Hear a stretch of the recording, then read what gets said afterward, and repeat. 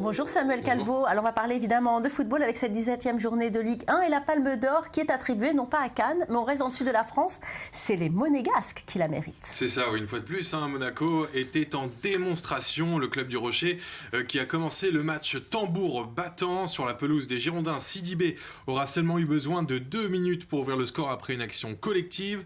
Le ton de la rencontre était donné et à peine 3 minutes plus tard, Falcao assomme les Bordelais en doublant la mise. 5 minutes de jeu et déjà 2-0. Au retour des vestiaires, Monaco se montre intraitable et Falcao s'offre même un triplé. Monaco qui confirme sa très grande forme avec 9 buts marqués dans ses 2 derniers matchs de championnat. L'équipe de la Principauté qui s'empare provisoirement de la tête du classement. Dans le reste des matchs, Marseille enchaîne sa 2e victoire en Ligue 1 en s'imposant face à Dijon 2-1. À noter que la rencontre entre Nantes et Caen a été reportée à cause du brouillard. Aujourd'hui, Lyon reçoit Rennes et Saint-Étienne-Guingamp, mais la grande affiche de la soirée est la rencontre au sommet entre le leader de Ligue 1 avant cette 17e journée avec Nice qui se déplace au Parc des Princes pour affronter le PSG, quadruple champion de France en titre. Une victoire qui est impérative pour le club de la capitale au risque de prendre trop de retard sur Nice et Monaco.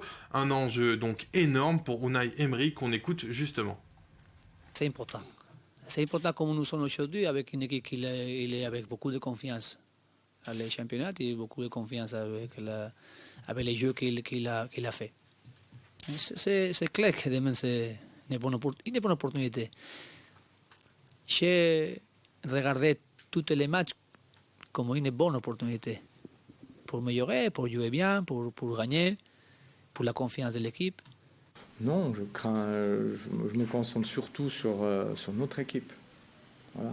Bien sûr que quand on regarde Paris, les latéraux jouent très haut, les ailiers sont à l'intérieur, il y a beaucoup de danger par les côtés, il y a beaucoup de percussions.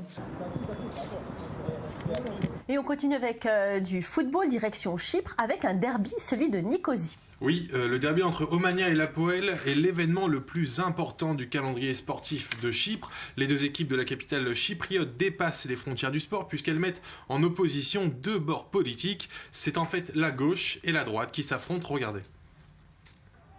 Veillée d'armes à l'Hapoel Nicosie. Les joueurs chypriotes s'apprêtent à affronter leurs rivaux d'Omonia pour le match le plus électrique du pays. Depuis les années 50, la rivalité entre les 2 clubs de la capitale déchaîne les passions. Parmi tous les endroits où je suis allé, c'est peut-être ici que j'ai vu le plus de passion. Pour eux, il y a de la vie dans ces matchs. Ils ont une vraie passion pour les clubs. Fondée en 1948 après une scission politique entre les partisans de droite et de gauche d'Hapoel, Omonia est en perte de vitesse sportive depuis quelques années.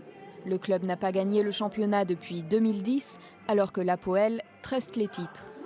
Mais il peut compter sur l'indéfectible soutien de ses supporters pour qu'il représente bien plus qu'un club de foot.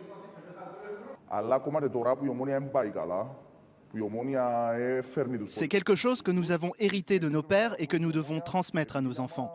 Nous n'accepterons jamais la logique qu'il s'agit simplement d'un club de foot qui porte des maillots verts et qu'il faut soutenir.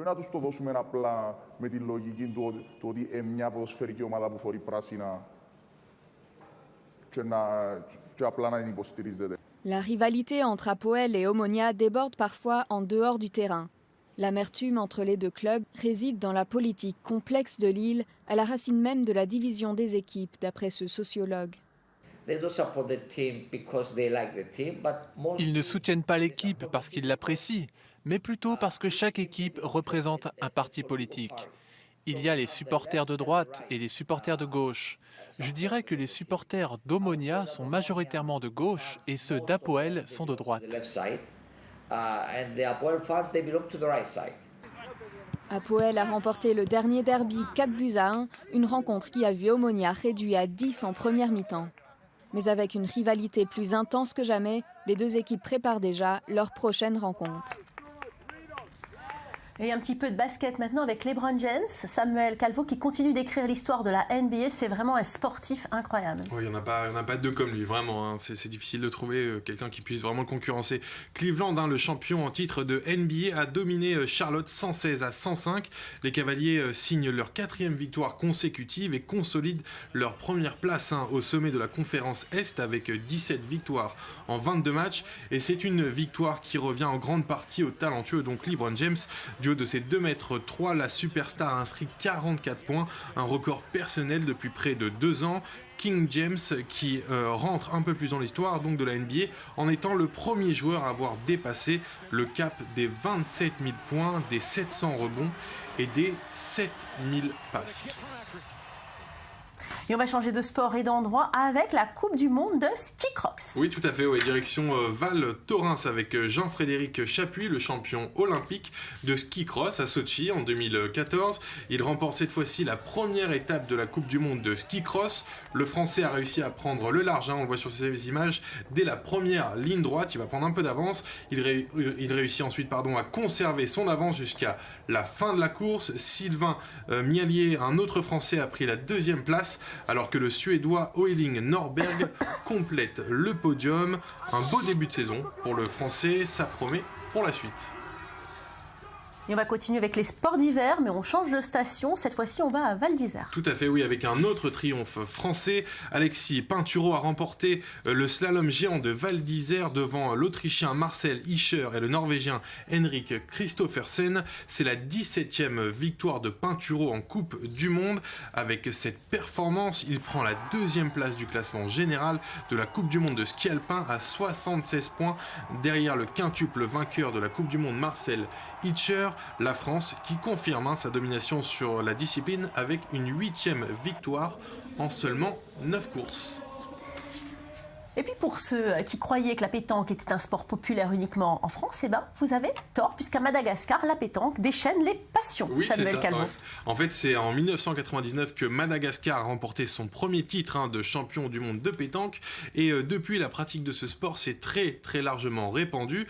Et cette année, le pays a accueilli donc des boulistes des quatre coins de la planète pour participer à la saison 2016 du championnat du monde de pétanque. Et figurez-vous que c'est la Grande Île qui s'est imposée en finale face au Bénin. Regardez. Il n'est pas encore midi un lundi matin, mais les amateurs de pétanque ont déjà investi les terrains de fortune d'Antananarive. Et la capitale de Madagascar n'est pas une exception. Ce sport, hérité de la colonisation française, a conquis toute l'île. Les plus enragés se retrouvent tous les jours au club bouliste de Tana. J'ai joué la première fois à la pétanque dans l'armée française. Il n'y avait que 2 boules pour jouer. Puis j'ai acheté ma première paire de boules en 68. J'ai joué, j'ai gagné quelques trophées à l'université. En 1999, Madagascar remporte le championnat du monde. La pétanque devient alors un immense phénomène populaire. Depuis, des tournois sont régulièrement organisés, amateurs et professionnels. Même s'il n'est pas toujours évident de se procurer l'équipement nécessaire. Les boules même, ça manque à Madagascar. Si on a, c'est très cher. Donc là, on s'attend à avoir des boules d'occasion de l'Europe.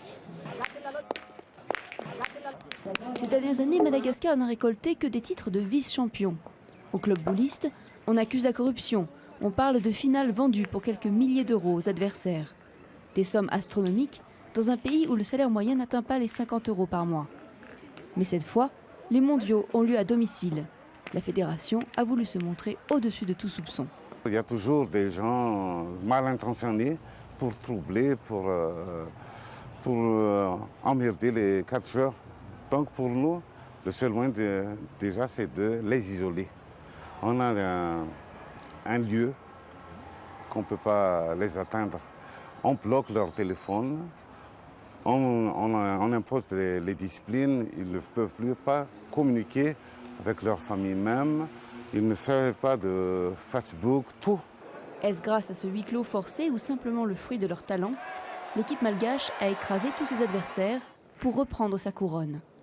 Les foules de la Grande Île n'ont pas fini de se passionner pour les boules.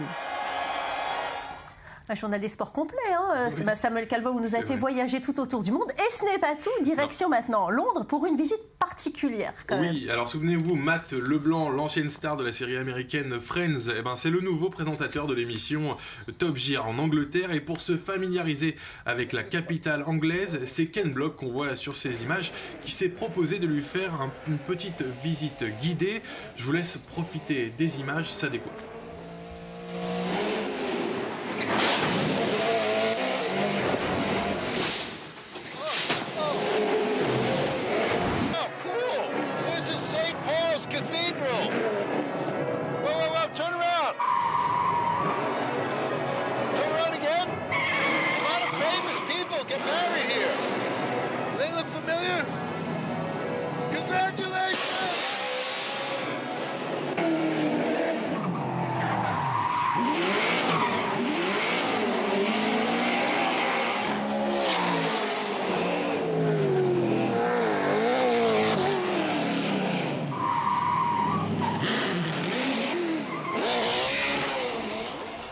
Waouh, ça décoiffe. Merci Samuel Calvo. C'est fini pour aujourd'hui. Merci à vous tous de nous avoir suivis. On se retrouve évidemment demain pour une nouvelle édition en direct.